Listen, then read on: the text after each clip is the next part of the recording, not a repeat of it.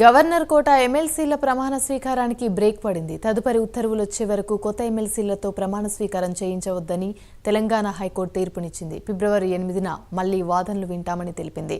Governor కోటాలో ఎమ్మెల్సీలుగా కోదండరాం, అమీర్ అలీ ఖాన్ నియామకాలను దాసోజు శ్రవణ్ సత్యనారాయణ రాజు సవాల్ చేస్తూ కోర్టును ఆశ్రయించడంతో న్యాయస్థానం ఈ మేరకు తీర్పును వెలువరించింది.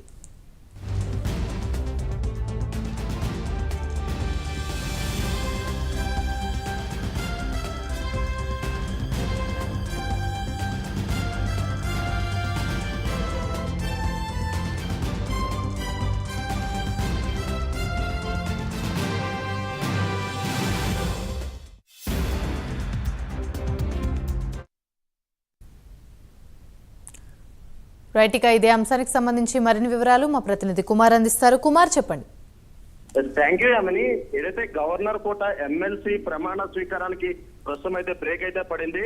ఏదైతే హైకోర్టు ఆదేశించను దాని ప్రకారం ప్రస్తుతం ఈ ఎమ్మెల్సీ ప్రమాణ స్వీకారం అయితే బ్రేక్ అయితే పడింది.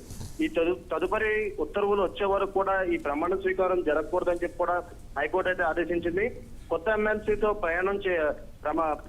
ఏదైతే ప్రమాణం చేయొద్దు అని చెప్పి కూడా దీనికి సంబంధించి హైకోర్టు ఉత్తర్వులు అయితే జారీ చేసింది. ఫిబ్రవరి 8న మళ్లీ వాదనలు అయితే హైకోర్టు వింటానంది. ఏదైతే దాసోజు శ్రవణ్ అలాగే సత్యనారాయణ వేసిన పిటిషన్ కు సంబంధించి కూడా ఏదైతే హైకోర్టులో విచారణ జరిగింది. ఈ విచారణ తదనంతరం కూడా ఏదైతే ఎమ్మెల్సీ కోటాలోని ప్రస్తుతం ఎన్నికైన ఏదైతే ఎమ్మెల్సీగా కోదండరాం అలాగే అమీర్ అలీ ఖాన్ నియామకంపై ప్రస్తుతం స్టే విధించింది. అలాగే తదుపరి విచారణ ఫిబ్రవరి 8 వరకు కూడా వాయిదా వేసింది. ఏదైతే ఈ నియామకాలపై సవాల్ చేస్తూ దాసోజు శ్రవణ్ అలాగే సత్యనారాయణ కూడా ప్రస్తుతం పిటిషన్ దాఖలు చేయడంతోనే ప్రస్తుతం ఈ రోజు హైకోర్టు అయితే విచారణ చేపట్టింది. మొత్తానికి ఏదైతే కోదండరాం అలాగే అమీర్ అలీ ఖాన్ ప్రస్తుతం గవర్నర్ కోటాలో ఎమ్మెల్సీగా నియామకాలయ్యారు. అలాగే వీళ్ళ ప్రమాణ స్వీకారం కూడా మరి కొద్దిసేపట్లో జరగాల్సి ఉంది. కానీ ఈ లోపు హైకోర్టులో దీనిపై పిటిషన్ వేయడంతో హైకోర్టు అయితే విచారించింది. ప్రస్తుతం ఏదైతే ప్రమాణ స్వీకారాలు ఆపాలని చెప్పి కూడా ఆదేశాలు అయితే జారీ చేసింది. అలాగే తదుపరి విచారణ ఫిబ్రవరి 8 వరకు అయితే వాయిదా చేసింది. Right, thank you Kumar.